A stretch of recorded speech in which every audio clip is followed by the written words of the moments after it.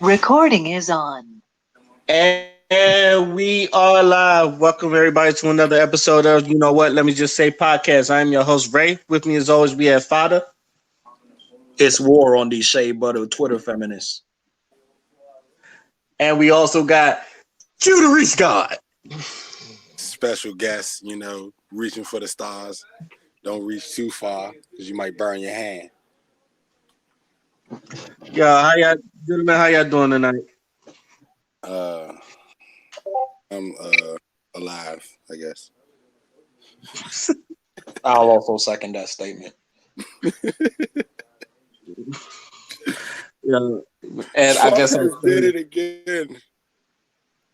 Yeah. Oh yeah, we're gonna get to that. We got a lot to talk about. I don't know. Did I show you the topics, Q?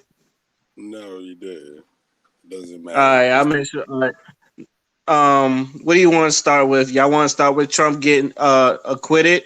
Y'all want to start with Gail King talking about try to bring up. Let's start with Gail. I want to start with her and her wig. Her wig is I all right. So if anybody knows, Gail King was interviewing Lisa Leslie, and it seemed like a real nice interview. They got to Kobe. They was talking about the good about the Kobe, and then Gail King wanted to bring up her Kobe's case in 2003, if I'm correct. I think it was 2003. Yup. And it just got real awkward then, and then it had a lot of black men calling out Gail King about her why are you doing this to our black men and not doing this to basically people like Harvey Weinstein and other white men that's done worse. So gentlemen, who want to start with this? What do y'all think about it? You go ahead, Father. All right. So, from what I understand, the backlash didn't come from the fact that she talked about the case. The backlash came in when she kept harping in on it and trying to paint a narrative where, oh, Kobe did it. And she actually released a statement about the backlash, and she was like, "Yeah, I would be mad too. I would be mad if that was like the narrative that was painted on me. But just watch the whole interview, and a lot of people wasn't having that. Even Snoop Dogg came on earlier today and was like, "Fuck both Oprah and Gayle King for like the shit that they was trying to say about just black men in general, because it seemed like whenever there's a black man past or present that has had a scandal or has had a controversy or something, y'all so quick to jump on them. But I see y'all be hugged up with Harvey Weinstein and all these other people that also got a lot of dirt. So it's kind of hypocritical for you to come at us like we ain't shit, and then you go hug up on these dudes and say absolutely nothing when they on the news. I remember not too long ago, Harvey Weinstein was doing his whole trial case shit, and I ain't hear shit from Oprah. I ain't hear shit from Gayle King. But as soon as Kobe dies, people are mourning. Hell, the family didn't even know he died until like the tabloids basically just ran with it, and there was all that speculation. ABC fucking said that four of the damn daughters was in the helicopter with him, and then they had to take it back once the official thing came out.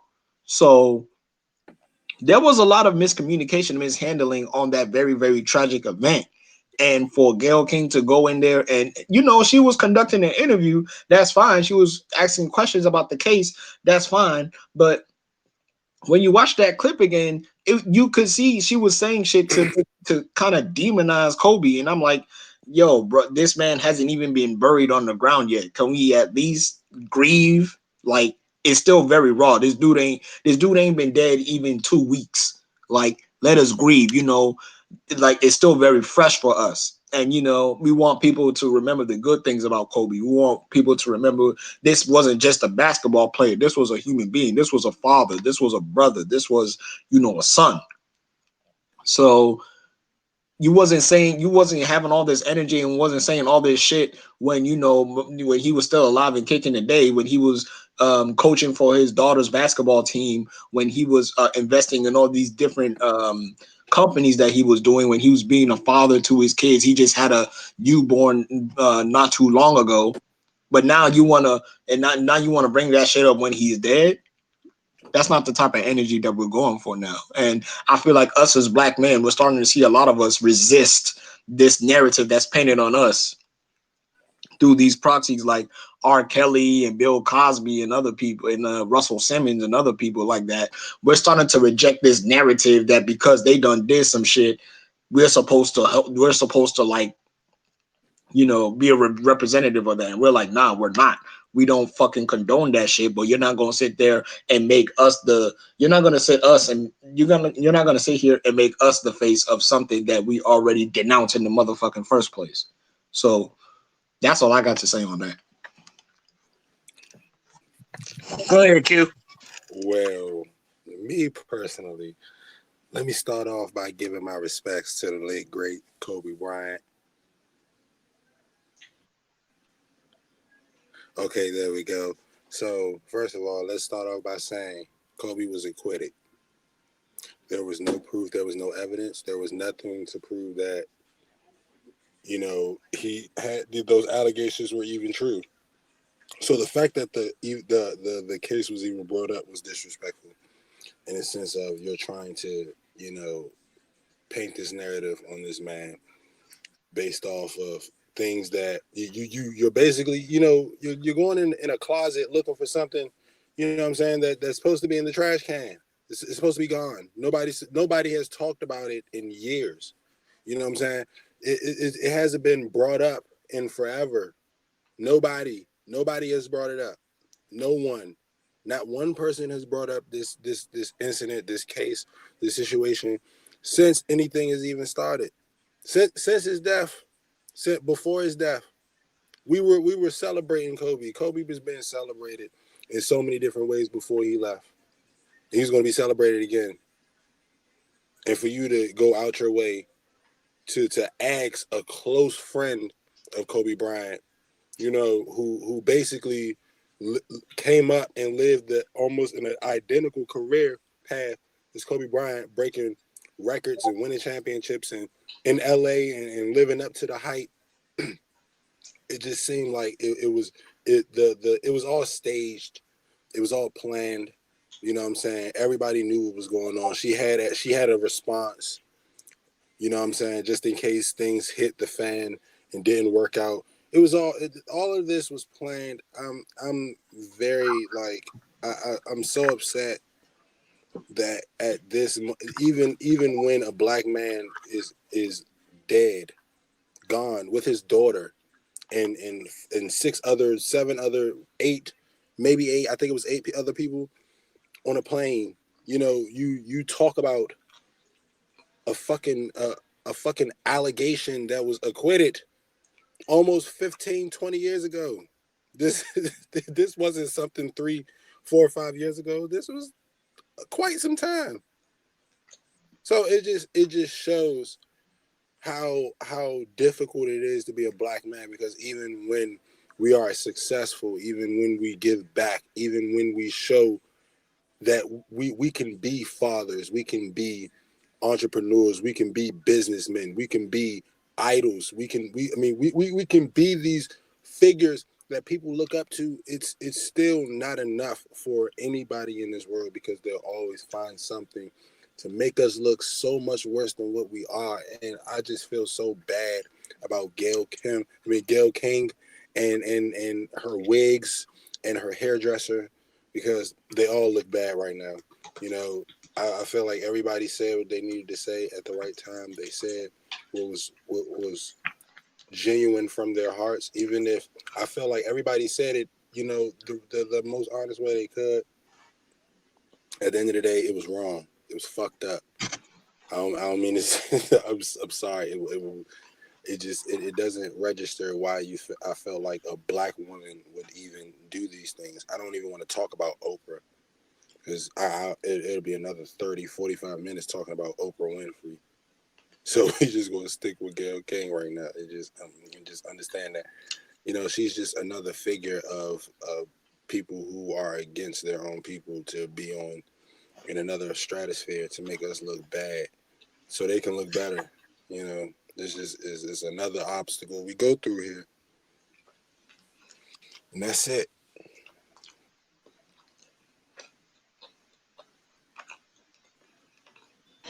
I've been said for like the longest that they're after our black men, especially our black celebrity men. For some reason, it seems to go unignored. It seems to go under the radar. But like the more and more you see things like Gail Kim bringing up Kobe at the and his a sexual assault case, the more you see Oprah going after Russell Simmons, and there's two R. Kelly documentaries and a documentary on Michael Jackson 10 years after he died. It's not like something that like black men are pulling on our heads. It's just we're just seeing this. Like even them trying to go after Morgan Freeman for what reason? Is like what is like what more do we have to say? I've been saying this. They've been coming after our black men, and this is just another example. The one thing that really saddens me is just that, well, for one thing, shout outs to Lisa Leslie because, like, Yes, yes. she she did her thing in that interview. Even when she brought it up and kept harping on it, she kept her grace about it. Like I feel like if anybody else was in there, they'd probably like gone off on Gail. Especially like if Snoop was there, I know he would have gone off on there because since he called a dog face ass bitch. Y'all know Boozy would have went off because you as soon as I see they said Boozy had something to say, I was like, oh shit, Boozy's about to cuss her ass out. um, but like I said before last week, there's just people that celebrity wise, it's just like everybody just really connects to, and Kobe was one of them. let me Even let if me he wasn't let me good, let me say this. This is a public service announcement to anybody who don't understand black men. Just because R. Kelly did it doesn't mean everybody else did it. Okay? R. Kelly is a different person, in a different stratosphere, who's done it multiple times. He has proof. There's evidence. There's video. There's there's witnesses. There are all these things that are going on, and they corroborate with the story and everything that he's being accused of. All of these other people that you are trying to taint and disrespect, there are no fucking proof. There's no proof anywhere. Why if the man is acquitted, he's acquitted. It doesn't resurface. He doesn't come back. It doesn't come. The allegations don't come back. There aren't more allegations after that. There aren't more women coming out saying Kobe did these things. That's proof right there. Why would you bring it up? It just doesn't. It doesn't register. It just doesn't register to me. Just leave black men alone. And when we stop loving black women because they taint black men, it's our fault or something like that. It's just those black women. Please, these are not your role models. These are what you don't want to be because you will not have a black man in your life. well said. Also, I wanted to ask you brothers this question because this has been a looming thing lately, not just with this, but with journalism from like the last couple years. Because a lot of people feel like the ways that German journalism has died, where people was just wanted to be first instead of like getting their facts straight and making sure everything connects before they just promote the news. Now people are just promoting the news and like not even having the 100% facts. Like I I think it's Vanessa so. Bryant finding out through TMZ that her husband died instead of like her getting that call. I think it's How do y'all feel about journalism in this day and age? Fada. You said journalism in this day and age. Yeah, because people saying that people like there's no good journalism anymore. So do you agree with that? Um, I don't know. I feel like journalism is a vague like it's vague to me because there's many different types of form of like journalism and media and shit like that. Like for example, we got a black media. You know what I'm saying? There's black newscasters. You know there's outlets that have a black narrative to them, just like there's Chinese journalism, there's UK journalism, like so like I think in the context of American journalism or like the overall American style of media, I do I do think a lot of it is rooted in just ignorance. Like when the news about Kobe broke, I believe TMZ was like the most popular site or one of the first ones to break it down and bring it out.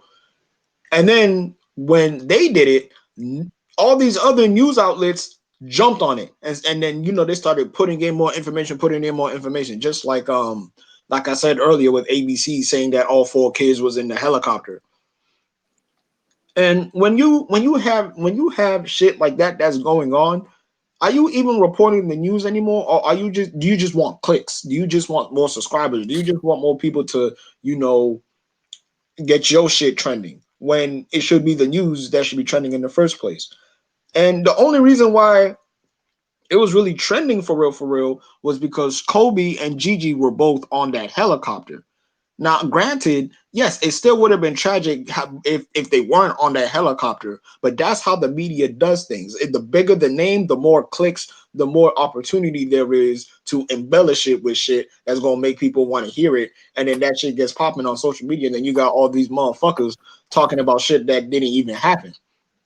That's why you had all those motherfucking conspiracy theorists on Twitter trying to talk about, oh, Kobe was killed. There was that tweet that went viral that was talking about I hope Kobe gonna die in a helicopter crash or whatever. Then they recently just found out that it was tweeted, and then there was like some editing software to make it seem like it was said a long time ago. And then people started going in with the conspiracy theories. I'm sure both of y'all heard what Umar Johnson had to say, and this is coming from someone who actually kind of likes Umar Johnson. What he said wasn't it at all. I don't know why the fuck he said that shit.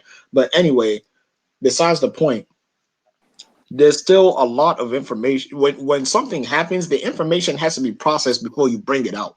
Don't just bring out shit just because you just want clicks, or you want people to just crowd over to read or see what you have to say. There was also that fucking clip that came out of that newscaster that said nigga instead of Lakers or whatever. She confused Knicks and Laker or whatever.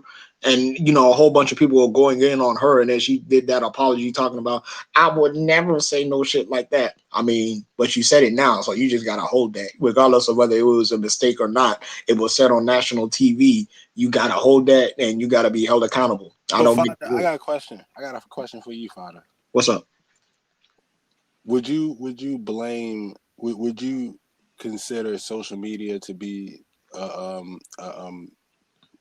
a pressure point to why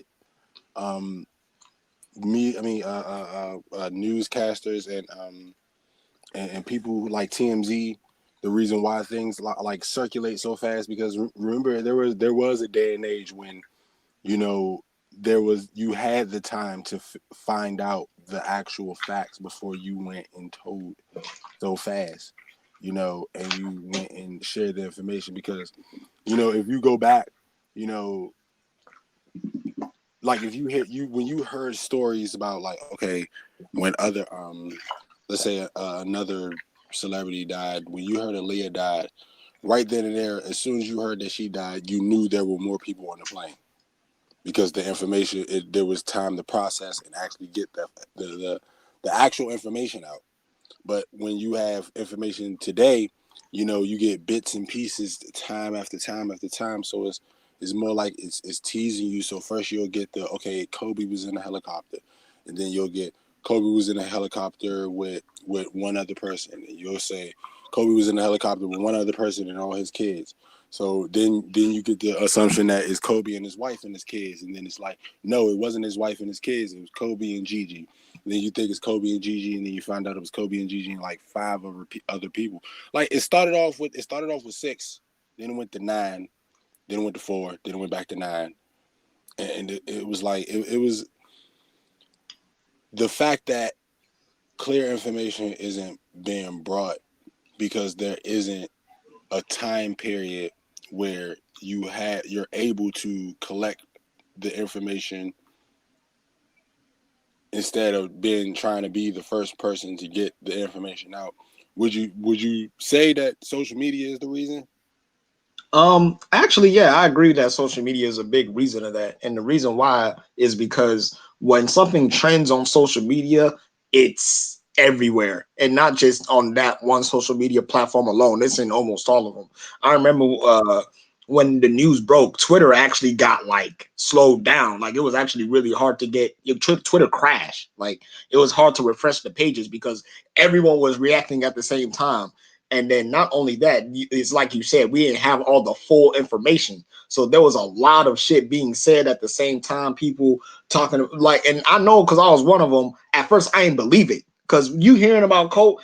It's a random Sunday evening or whatever. We all just chilling, only to find out Kobe Bryant is dead in a helicopter crash. That's of course I was skeptical. I was like, whoa, whoa, whoa, whoa, whoa, whoa, whoa, chill out. You just can't come up the buck saying that. There was a lot of people that was skeptical about it. And then as more of the facts started pouring out, it was actually really hard to follow because everyone's reacting at the same time. And because of that delayed reaction, because the information is coming through bit by bit by bit, there's going to be delayed reactions every time. So, for example, someone could hear that Kobe Bryant is dead, but let's take it even further and say, okay, him and Gigi were on that helicopter. Somebody is just going to react to, oh my God, Kobe Bryant is dead. I'm just hearing of this now. And then moments later, oh snap, she was on a helicopter. And then everybody's just trying to catch up to all that information. And then everything gets so muddled and muddy that if you want the full facts to come out, you only got to listen to specific like people or specific like um outlets because for a long time TMZ, like, yeah, they would put out facts, but at the same time you usually know TMZ is like tabloids and fucking scandals and shit like that. Like I'm not gonna take them seriously if they just went up and said Kobe Bryant died in a fucking helicopter crash until it took other people to you know um say that. So I would agree with that. What happened?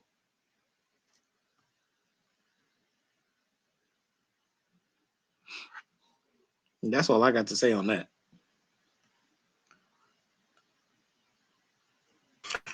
Um, I just want people to get their facts straight and all that other stuff. Sometimes it's not good to be first.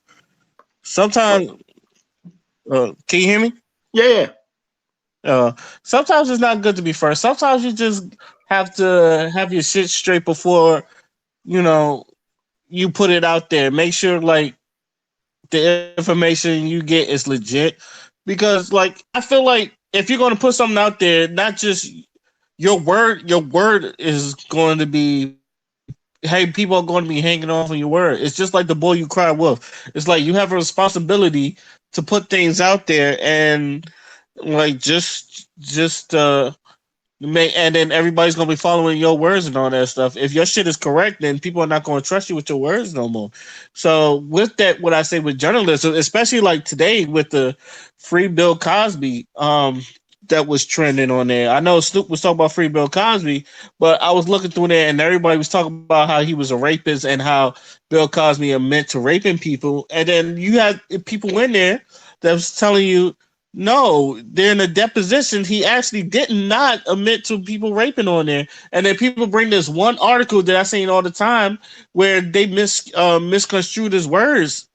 Well, and then cut cut corners to make it seem like he did uh rape them girls and all that other stuff. So just have a like, especially with someone like Gail and all that other stuff, and have some integrity with what you put out. And what she said, trying to explain it, I'm sorry, I find it bullshit. You in a get you she's have over 20 years experience in the news.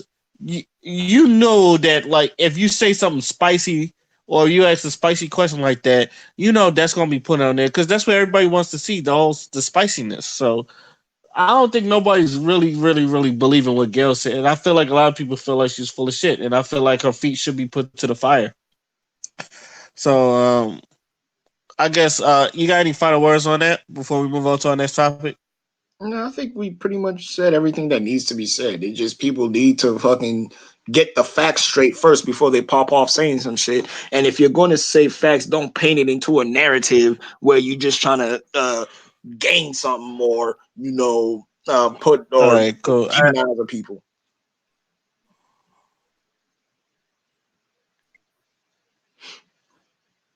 You hear me? Yeah, I hear you. Okay. So let's talk about Trump and his him being acquitted of impeachment. So far, and I'm gonna keep this really short, the intro really short. Everybody know Trump. He was trying to get impeached and has to go to the Senate, and if the Senate basically impeaches him as well, that he's basically out as the president. Well, it turns out that he's been acquitted.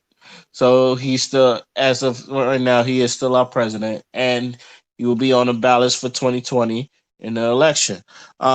Just how do you feel about it? This happening. Um. First off, I'm not surprised. I told you so. Um. I don't think yeah, they were talking about impeachment all this time, but the thing is the way Trump got into the Oval Office in the first place, we all agree it was bullshit.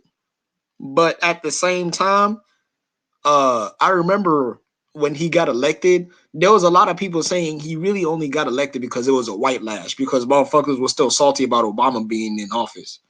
So we took that information, and throughout the years, Trump has been doing what Trump is. Like when Trump did shit, black people weren't really surprised. We were just kind of doing our own thing anyway, regardless of what Trump was doing.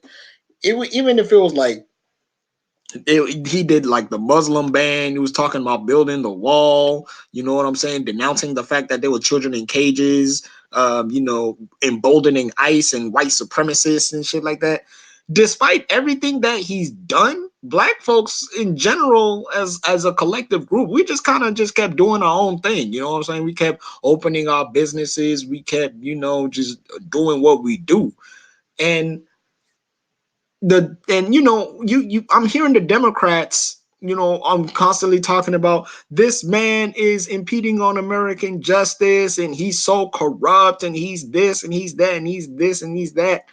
And then we're like, hey, bro, I don't know what y'all want black people to do. We went out and voted. We still lost. It's obvious y'all don't really care about the black vote anyway, because if you want the black vote, you either gonna fucking do the nay nay with some fucking Roland Martin or some shit, or you're gonna go to a black church where you in the South or some shit and do that. And there was plenty of those. Y'all really don't take our vote seriously. You go to our celebrities and you go to, people that we don't really be rocking with like that. Old people that, kind of just faded out in the limelight. And you go to them as they're supposed to speak for the black community.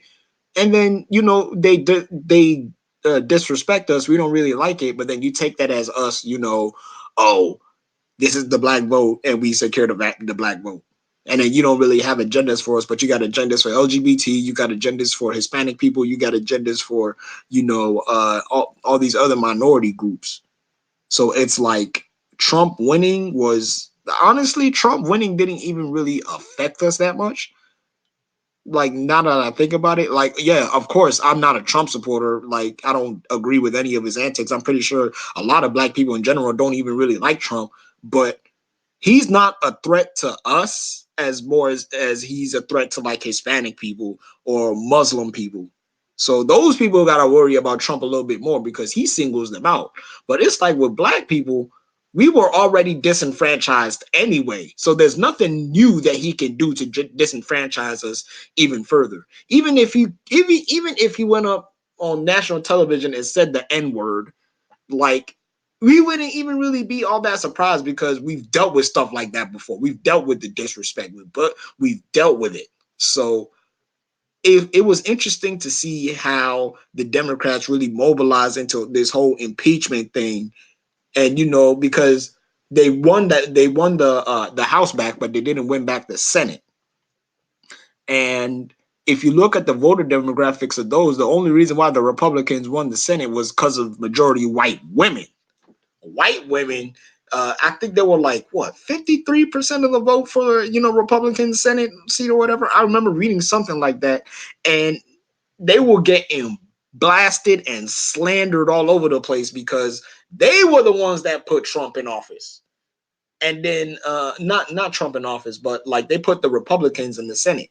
So yeah, you can have the impeachment, and he was impeached because again it's a House majority, but he was acquitted at the end of the day through the Republican Senate. And to that I say, I mean, what did you expect? Did you really think y'all was gonna get rid of this motherfucker?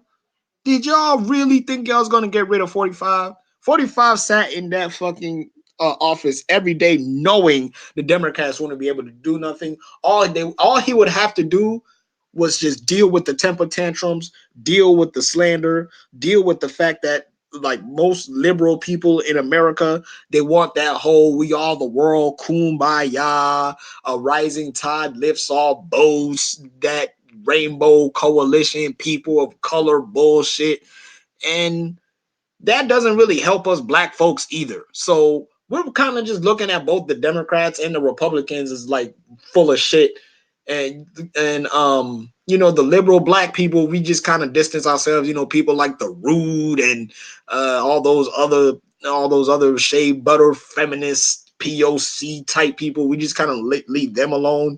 And then on the other side, you got your Candace Owens, your fucking Diamond and Silks, and all these other black folks that wear the America Great Again hat. And oh, the Democrats are another plantation. You in a plantation right now. You went from one side to the coin to the other side of the motherfucking coin. So we're not dealing with your ass either.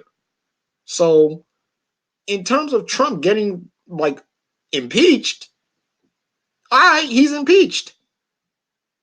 He's acquitted though. So did y'all really accomplish anything? Like, okay, shit.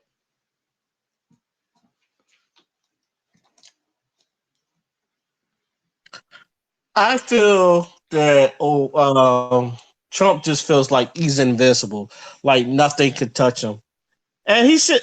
And I'm not a Trump supporter, but at the same time, I think he should feel that way because y'all done thrown everything at him, and it hasn't stuck. Like y'all done thrown the whole grab him by the pussy, it hasn't stuck. Y'all tried to do it with Hillary, didn't stick. He ends up winning, even though she got the most popular votes. He ends up winning.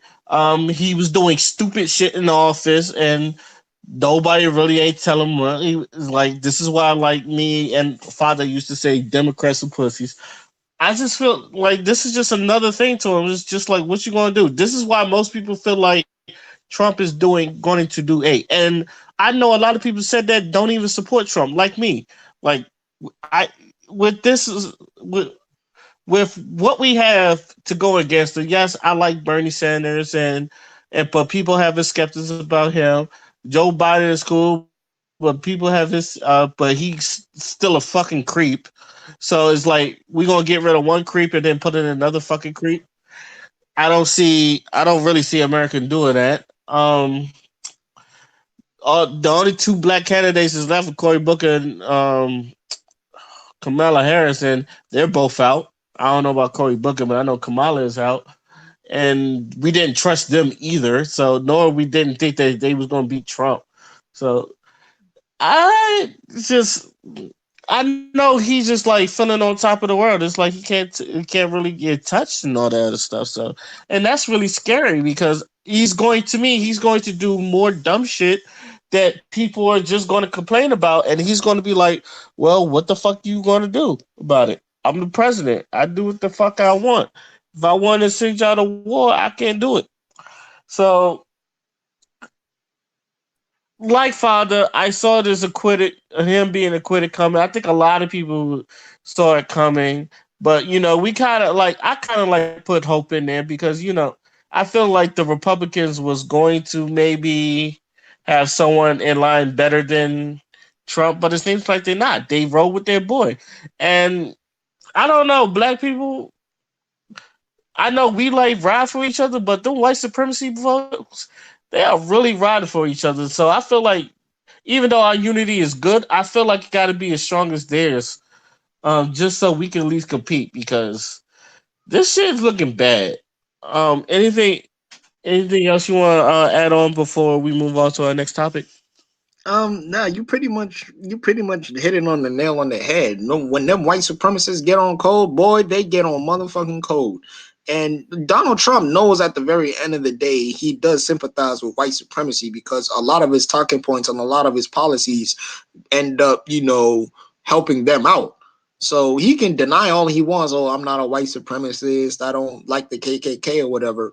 But your actions are not matching up with your words. And we all know you a big liar. There was plenty articles debunking everything you pretty much done said that you stated as fact. Even in the State of the Union address, I'm pretty sure they're breaking all that down, talking about you're lying up to the American people. So in terms of that, you just I don't know, just this is expected. Like I didn't really feel anything. Like okay, they was celebrating. Oh, he got impeached. This is a huge victory. Is it really though?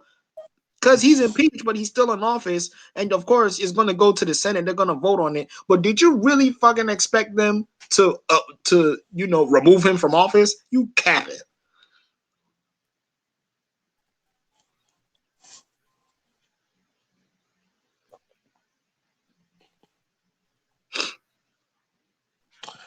Uh, well, okay. On to our next topic.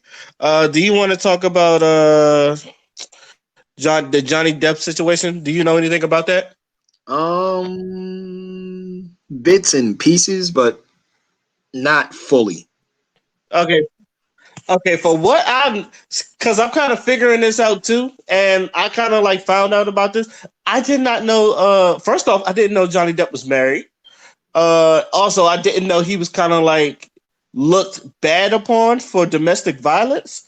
I didn't know none of that until 2020, and then like you get this audio of his former wife, him and his former wife Amber Heard, arguing, and it turns out she was the one doing the abuse, and all of a sudden getting and Johnny Depp wants now people are on Johnny's side, but at first if you ever listen to it, she does a lot of gaslighting. She admits to hitting him. She admits to abusing him and all that other stuff. So I was trying to get your thoughts about that. Well, I'm gonna just preface this by saying nobody should be hitting anybody, man or woman. You know what I'm saying? Domestic abuse is wrong on any scale of any kind. Doesn't matter whether it's woman on man or man on woman. Don't hit your fucking partners. Don't abuse them. You know, be if you're gonna be in a relationship, be in a motherfucking relationship. Don't do all that any of that extra shit, and then you getting caught and then you capping all over social media and shit like that. So with all that being said, I think it's very unfortunate that Johnny Depp wasn't viewed with sympathy, even though he was the victim in this case. I think it is very easy for people to understand. I think it's very easy for people to dismiss the fact that men can be victims of domestic abuse. Actually, there was a report saying that men are victims of domestic abuse more oftentimes than you think. So, and that's why I keep saying we need to make distinctions instead of generalizations, because that generalizations of men are abusers and men are rapists and shit like that. That's why Johnny Depp wasn't able to, get the sympathy that, he would be awarded if he were a woman. Because of that type of narrative and that type of generalization, where we replace the words with the action and then we define the people that we're talking about with the actions of, those that have done the act, then that's what you get. Because I'm pretty sure if we went up and we said women are fucking batshit crazy as hell, and then we started a hashtag calling them women are crazy, and then we just did all that throughout, and we just did all that and did all that and did all that, they'll feel some type of way too. And a lot of people can make the argument that that has been done, but usually when you call a woman crazy, there's going to be plenty of women to denounce and deflect, not deflect, but denounce that. So how come, when us as men, we try to denounce that whole rapist claim and the domestic abuser claim and shit like that, we don't really get the opportunity to do that, because when we do it, we're deflecting, or we're not dealing with truth. And it's like, bruh. So then what are we so then how are we supposed to fix the issue if we can't make the distinction of who it is that we're talking about? Because if I'm going to talk about a rapist, I'm going to talk about a rapist. If I'm going to talk about a domestic abuser, I'm going to talk about a domestic abuser. If I'm going to talk about a sexual assaulter, that's what I'm going to talk about. I'm not going to attribute a group or a gender or whatever to that, because anybody of any group is capable of doing it. They just have to do it. So when Johnny Depp is finally getting all this sympathy and they find out the truth that Amber Heard was the one that was really doing the abuse, you had a whole lot of people talking about, see, this is why we need to wait till the facts come out. This is why people just need to, this is why Johnny Depp, like, it must be so heartbreaking to be in that position and you can't really say anything because of this stigma against men. So, and women, and there was not even women. I'm not going to say that. Forgive me. I'm going to say there were a select few people that happened to be women that were swearing up and down that men were so evil to the point where they were not deserving of any type of sympathy, no matter what happened to them, because uh, of what men had done, to disenfranchise women, the patriarchy, how marriages, don't really benefit the woman in any case whatsoever and shit like that. There was a lot of that being said in social media. And then now you have a story like this that just breaks all of their fucking talking points and breaks their narrative. And now they're all fully silent. You know what I'm saying? I think I saw one of them talking about, just because Johnny Depp in this case, is the victim, doesn't mean that we can't talk about the abuses men do to women. And I'm like, okay, that's fine. If you want to call that out, call that out. But it's like I've said before, make distinctions on what you're talking about. Because when you paint men in that broad ass brush that you paint them in, shit like this happens, and then people get traumatized and defeated as a result. So it's very important that Johnny Depp, at this point in time, his story is out. People are starting to believe him. People are now starting to realize what really happened, and now he's getting the sympathy that he deserved when it was happening initially. So I just think people need to start really dealing with facts here, and when we're having these conversations, the proper terms and the proper words need to be used. And me saying that isn't me trying to silence anybody or tone police anybody. I'm just saying, if you gonna talk about this shit, let's deal with it in truth. Let's not deal with it to paint a fucking narrative. That's all. That's all I got to say.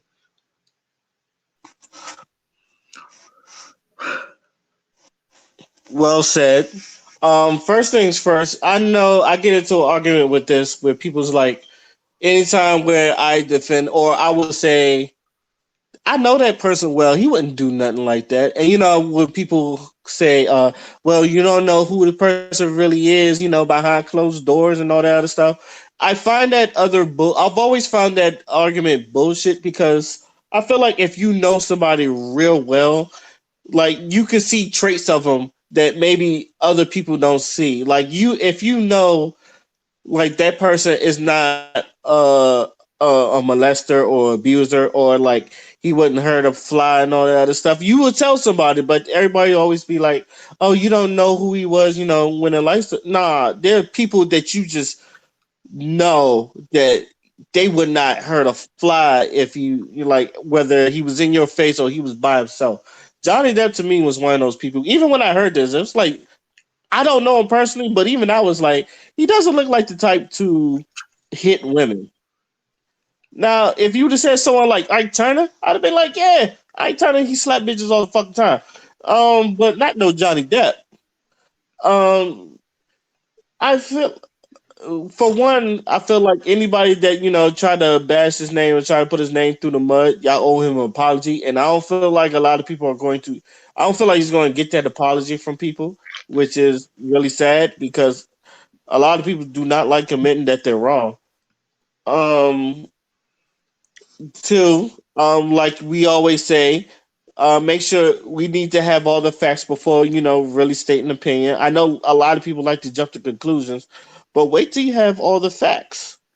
Like it's important to like anytime if you me or father we debate somebody, we have an argument, we always have receipts to back up our facts because I don't want to unless I tell you it's a theory or it's just something I'm brewing. I don't really like saying stuff out of my ass if I can't prove it.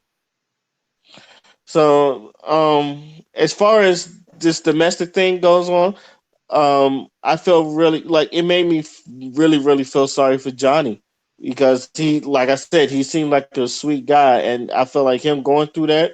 It like you could see in when they was married and they was together, he looked depressed. I seen the most recent pictures; he really didn't look like himself, and it's just like he didn't look like he was happy.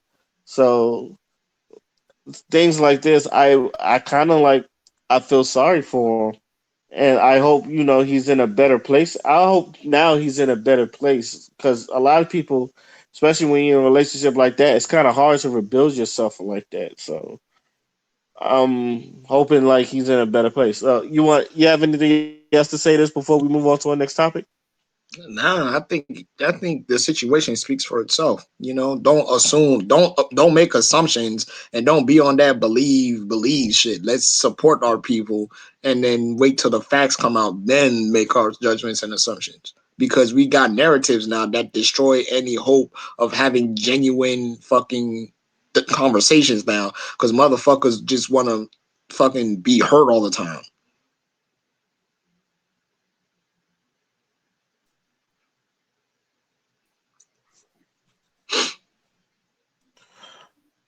All right, well said. Do you want to go with Naomi Campbell talking about Black History Month, or do you want to go with Billie Eilish talking about hip hop? No, no, let's talk about Naomi. I got some shit for her. Let me go. So for those who don't know, Naomi Campbell, basically, fashion icon, as everybody will give her credit due. She has some. She put out this Instagram's picture about basically, it reads like this: Black History Month does not have geographic borders in which we celebrate the history, life, and accomplishments of people of color. This month, we celebrate and recognize all people of color around the globe, across all generations, industries, significance. Our history and appreciate it is one. So, and then it's other about, Nelson Mandela and Quincy Jones. But basically, everybody was looking at her funny when she was like inviting like Black History Month. It should be for everybody that's a person of color, not just black people. So how do you feel about that, Father? That has got to be one of the most idiotic things I've ever heard anyone say about black history ever.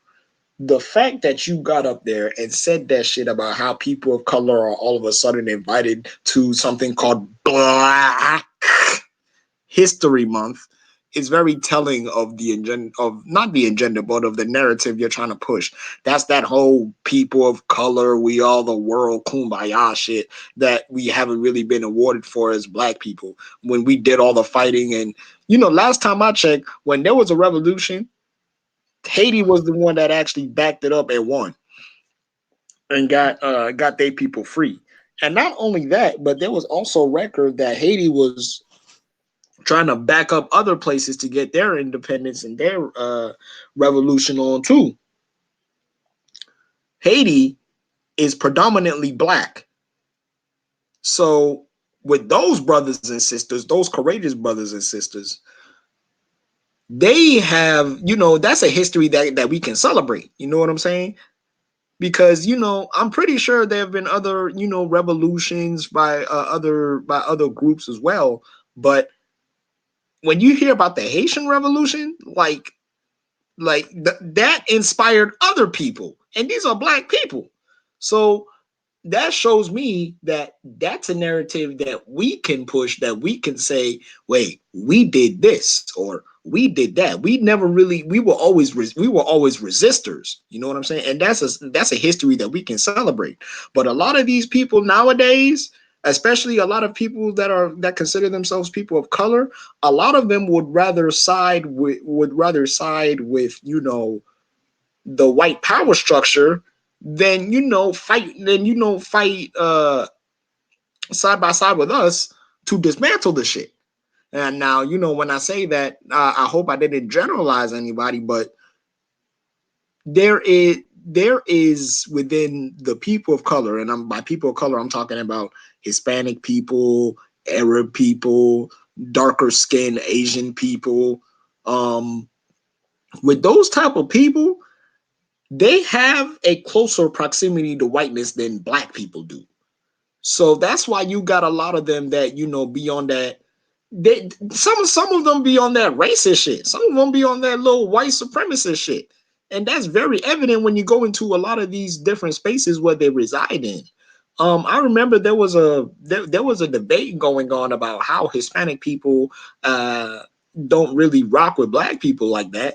And we came to the conclusion, while it's not all of them, there is a blatant anti-black. There is a blatant perspective of anti-blackness within the Hispanic community, which has been addressed before, because within the Hispanic community, you have Afro Latinos and Afro Latinas who get discriminated based on their color. As a matter of fact, there was a whole ideology called Mejora la Raza, which means better the race, by marrying someone who is of lighter complexion, or removing that African gene pool from your family by marrying white. There was even a painting back then to commemorate this ideology. And that's been an ideology that has been rooted in a lot of Hispanic communities for a very, very, very long time.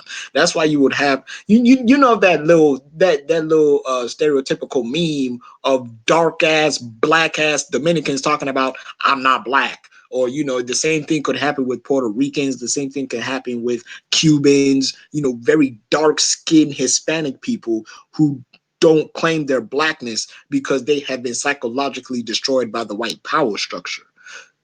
When you got those motherfuckers within our midst, and then you got Naomi Campbell talking about it's all for people of color, you can miss me with all of that shit. You can really miss me with all of that, because last time I checked, Black History Month, we do shit. We want to do shit for ourselves. We want to commemorate our history. We want to commemorate why is it that we love ourselves so much after being denied the institution to do so in the first place. We already live in a world where white is right. We already live in a world where if you have closer proximity to whiteness, you have closer proximity to power. You have closer proximity to wealth. You have closer proximity to not getting fucking blasted on by the cops. And it's funny that I say that because a lot of these other people of color deal with discrimination. They deal with racism by the very same people that they want to love on. And the reason why I say love on is because, bro, when I tell you them interracial couples, bro, I'm telling you, and I'll preface this by saying that I don't have an issue with interracial couples or whatever, but I just find it funny that in America, race is such, it has become such a dichotomy that we'll see an interracial couple and we'll be like, bruh, do they not understand what they did to your people? You know what I'm saying? Like, if you look at the history, like whenever I see like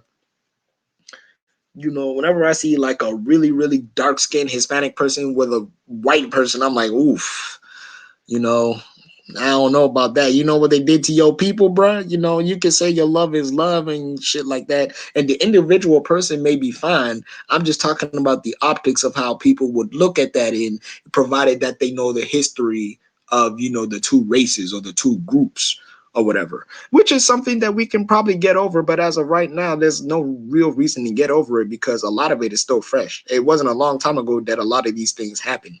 So Naomi Campbell, in her bid to do that whole "We Are the World" kumbaya shit, is trying to appeal to that base by saying that.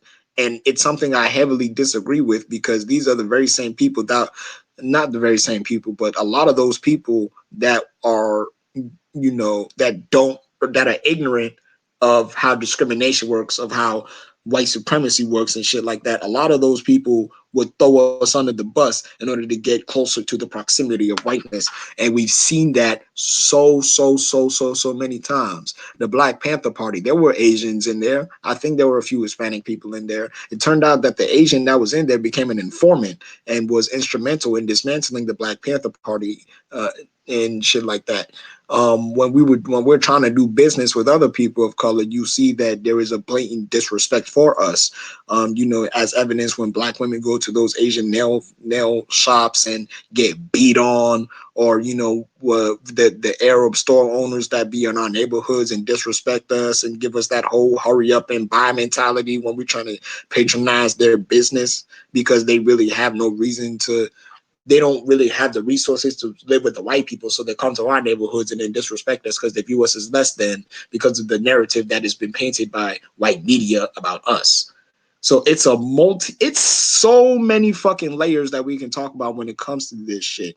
And when you really break all of that shit down and you really sit down and you really understand what the fuck happened to us, because these are people that we supposed to be fighting side by side with, because white people have, not white people, white supremacists have fucked up Hispanic communities. White supremacists have fucked up Native American communities. But yet a lot of those other communities will, like, a lot of those people there will view right as right, and because of indoctrination and taking on the characteristics of their oppressors who they've been mixed with, and shit like that. Because of that proximity to whiteness, they throw us under the bus, and it happens all the damn time.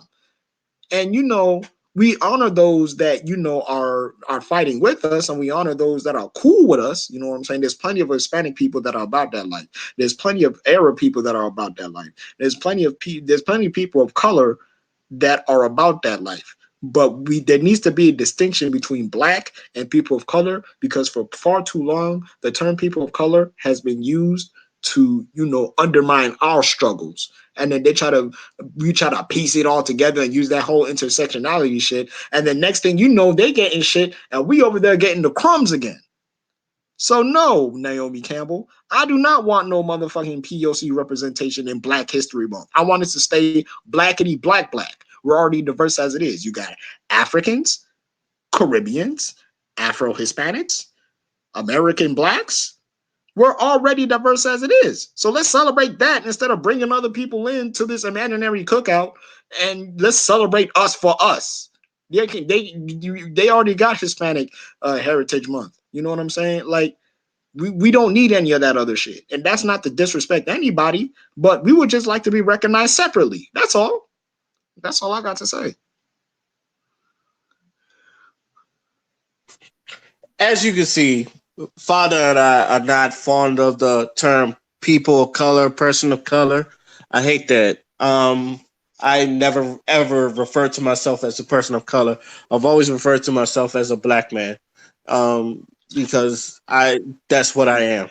I was born that way. I'm going to die that way, and hopefully, if reincarnation exists, I hope to be reincarnated into a black man. Basically, I'm black all over. When I first heard this and I first read this, because I tried to, I really did try to understand where it come from. I'm gonna be honest, as famous as Naomi Campbell is, I don't know much about her. All I know is that she was born in London. She throws phones at people's faces when she has a bad attitude. But at the same time, I know her as an icon that broke barriers. Like, there wasn't a lot of, like, she inspires so many models, especially dark skinned models, because let's be real, like, a lot of the fashion industry is very racist. Like, it's not low key. Sometimes it's probably low key and subtle, but we all know how racist the fashion industry can be. We know how racist other. This woman done broke down barriers, and like, I feel like anytime when people say dark skinned women are ugly, you like hold on. You show them a picture of Naomi Campbell and she is flawless. I would say that all the time. Naomi Campbell is a flawless woman. So just but at the same time, it's just I'm going to assume that you don't understand American history and why we celebrate and why we go so hard for, saying Black History Month. And for one thing, they're trying to erase our history. We've all been noticing this is like they're trying to get to the point where they don't want white people don't want people to know that they brought slaves here. Like we volunteered to come here and work for free. Like they're trying to put that in the history books, and when we look at that, it's like get the fuck out of here. It's bad enough that in school, and this is in school, that most Black History Month you don't really learn about a lot of the Black pioneers. You mostly learn about Martin Luther King, Rosa Parks, Garrett Morris. I believe that's the guy that invented Czechoslovakia. And Madison C.J. Walker and George Washington Carver. You really just know about most of them people. You don't really like learn about how the Black Panthers, they're the ones that invented WIC, and you don't really know much about hell. Our history is back in the motherland. I wish I knew more about the motherland. I'm learning every day, but if you ask me like the history of our motherlands, no. I know about the Haitian Revolution, but they never taught me that in class. Like, and that's a world history thing. You don't really as far as our history is, I don't want to say it's scarce, but people don't really talk about it. So with this month, like I feel like even though you should learn this all year, like with this month, I'm proud to celebrate my blackness. We gone from having to be a week to a month, and I don't want to take that away from them. I'm like, you're not going. You wouldn't. I'm pretty sure you wouldn't say that about the LGBT. Let's just take away this. Like that's to me. That's like saying like let's involve straight people in LGBT Pride Month. Like they're not going to have that. They're not going to be cool with that. It's like if someone says straight pride right now, somebody some people will have a fit. And like Father said, there's already a Hispanic History Month. There's a Women's History Month. There's a hell one dumbass trying to make a White History Month, and he was really serious about it. But it's just we're really, let's say, especially Black people, we're really, really, really secure about our blackness, especially if we're trying to get things and we don't want, especially like the ADOSs and the foundational Black Americans, like we're really securing our blackness and we're really trying to keep our history and like teach our history to our youth so they don't make the same mistakes that our forefathers done made, or like things that done happened to our forefathers. We don't want them to repeat themselves, and we just like let us just have our month. So like I don't want to bag on you, Miss Naomi Campbell, because like I said, you an icon. You know, broke barriers, especially for women of your skin complexion. But at the same time, no American history before you ever make a statement on that. You got any last words before we move on to our next topic? Not a person of color. I'm black. I'm African to the motherfucking core. And yeah, black power. All right, we're actually flowing through this today. So the last thing I want to talk about is Billie Eilish's statement about hip hop, and I guess she was being interviewed, and her comments about hip hop the wrong way, rub people the wrong way, especially people. She did a interview with I can speak. She has done an interview in Vogue magazine, and she done stated that there's a difference between lying in a song and writing a story. There are tons of people. There are tons of songs where people are just lying. There's a lot of that in rap right now from people that I know rap like it's like I got my AK-47 and I'm fucking, and that I know, and I'm like, what? You don't have a gun, and all my bitches. I'm like, which bitches? That's posturing. That's not what I'm doing. And people didn't like that. End quote. And people didn't like that. They took their social media. I've seen Talib Kweli talk about it. I've seen other people talk about it. So, what do you think about this, Father? Um, it's funny because like it's one of those cases where she's not wrong, but it's just the wrong messenger. Right message, wrong messenger. It's one of those. Like I remember it was the same shit when what's it called? Candace Owens was saying that shit in the Revolt Summit. She was speaking facts, but a lot of people don't like Candace Owens, so she was getting booed. So it just goes to show that. I mean, I know there's the quote, "Don't kill the messenger" or whatever. Did you get the message? But at the same time, we've at this point in time, who says the message is important too. Now, me personally, I don't really feel anything about what Billie Eilish said, but I do understand the backlash because number one, when you look at Billie Eilish, like she's not a hip hop artist, like in any sense of the word. You know what I'm saying? And not only that, but music in general is something, especially like in the popular sense, like the popular music and the popular trends and shit like that. A lot of it has been pioneered by black people. So a lot of people took that as, why are you coming after a predominantly black art form? You know what I'm saying? And they looked at it as a form of criticism towards a black art form from a white girl that sings pop or, does whatever the fuck she's doing. So I looked at it at that lens, and it's very obviously the reason why there's backlash is because there's a racial undertone to it, because for a very long time hip hop and rap and our art forms and expressing ourselves have been demonized because we've been demonized. And I've said this before, because of like the history of the shit that's happened to us, we tend to get very, very overprotective of our shit.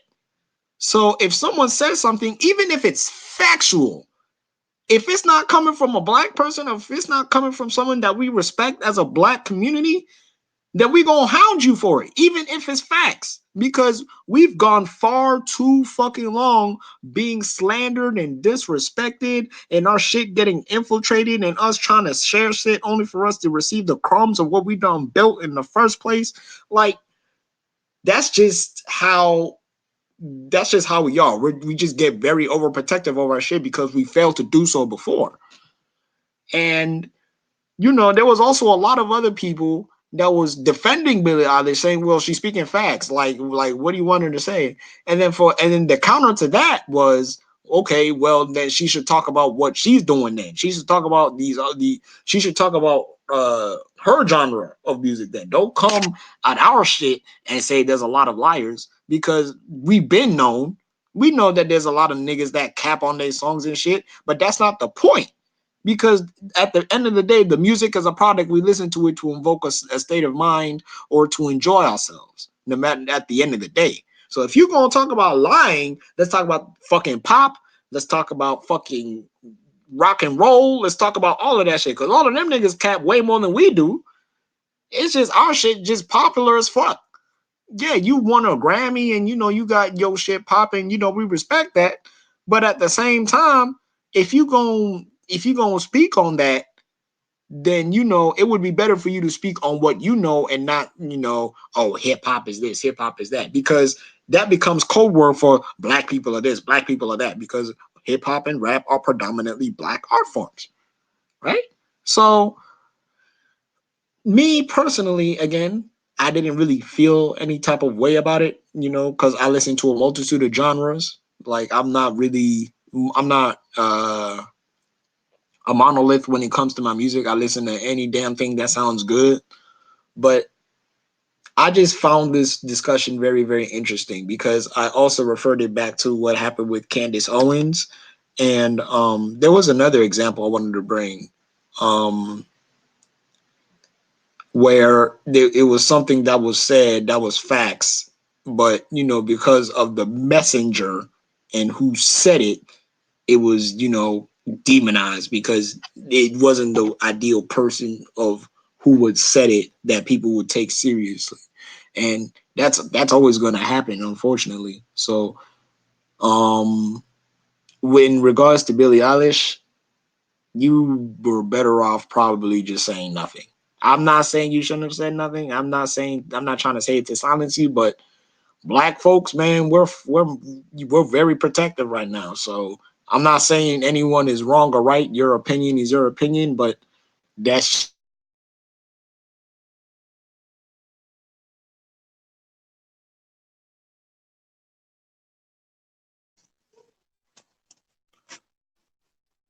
I don't have a problem with what she said, but I do kind of have a problem with what she said because I feel like you don't know any of the artists. How well do you know any artists? Who do you think is lying? I feel like it would have been more solid if you would just like name names and like find like let us know who you think is lying because ooh, you okay? yeah, yeah, yeah. Okay, let me start over. I really don't have a problem with Billie Eilish's saying, but at the same time, I wanted you to name names. Who do you think is lying? Who do you think is capping? Who do you think is not about their life? Because I'll tell you this: as a hip hop head, even from a storyboard, some of this shit has really happened. Like you could like hip hop is one of the few genres where it's not like lip singing or something like that. Some of these people are, if it's not happened to them, it's happened to someone around them, or like they're put not a lot of them don't portray this like moniker, but they've been in the trenches, especially like things like gangster rap and especially in the '90s. A lot of those, there's a lot of dudes that's really was in the trenches and really in the field. You're not gonna tell me none of them spell even right now. Like when Chicago drill music was special, you couldn't tell me none of them dudes has really shot somebody, they're gonna kill somebody. If you see the Chicago murder rate, you'd have definitely thought one of them niggas is killers or hell, I see it all the time. There's rappers that hang around niggas that don't even rap. Like they just got street niggas on their team. They try to get them out the streets and all that other stuff. So Billy, and let's be real, we've heard this before. Oh, this wrestling. People saying wrestling is fake. Anybody's been you've heard this before, so don't act. I don't want to say don't act fake surprised, but it's just something that I feel like we should have just ignored. And I know Billie Eilish is like really popular because won a Grammy, but for one, I would say this.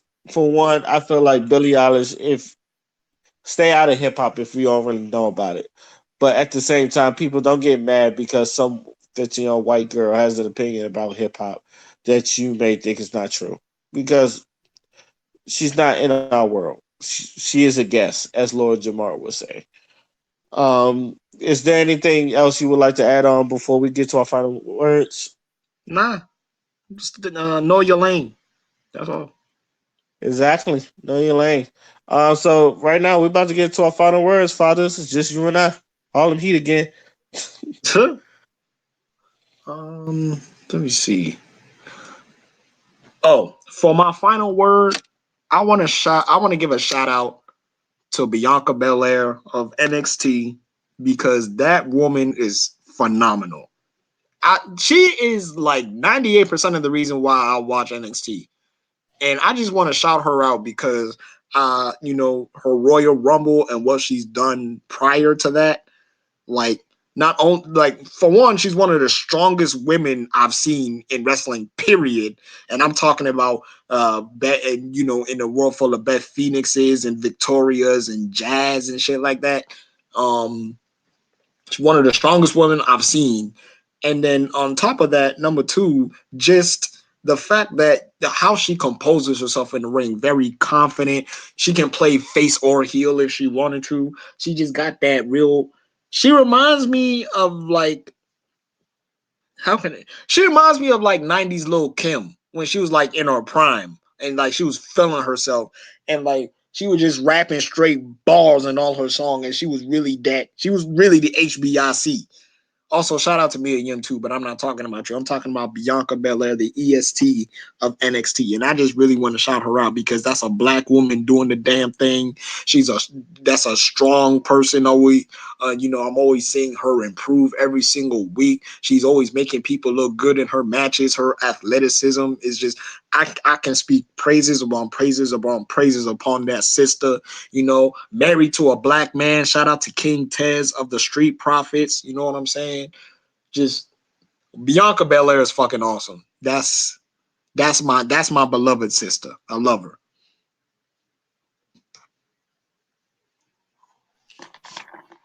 Okay, I want to give a shout out to my boy David. I call him my son because he looks like me, and everybody doesn't call him my son because he actually does look like me. He is right now in the Navy, and I wish him the best of luck. That boy last year he went through. I'm not gonna put all his business out there, but let's just say that boy been through a lot that past year, and I hope him getting through the Navy. I hope he, even though he does want to do like 4 years and then just get out.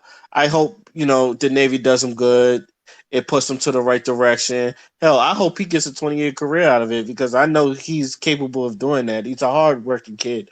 So Hey David, I know you're in the Navy right now, and you probably won't hear this. I'll probably send it to you sometime soon. But just so you know, and I know we talked before you got into boot camp. I'm proud of you, and I'm hoping you get through this flawlessly. And I hope you make a career out of this, even if it's short. I hope you do something, and like it benefits you in your life. So shout out to my boy David, my son. I know you're gonna be doing good, especially since you're an HT like me. So I'm happy. Also, my man Velveteen Dream is back, so I'm happy. Shout out to him. And yeah, that's pretty much it with my final words. I would like to thank Q for coming in for a little bit. I'd like to thank Father for coming in. I would like to thank y'all from listening. Hear us talk our shit again. Till then, this is you know what. Let me just say podcast, and I'm signing out. Peace. Peace.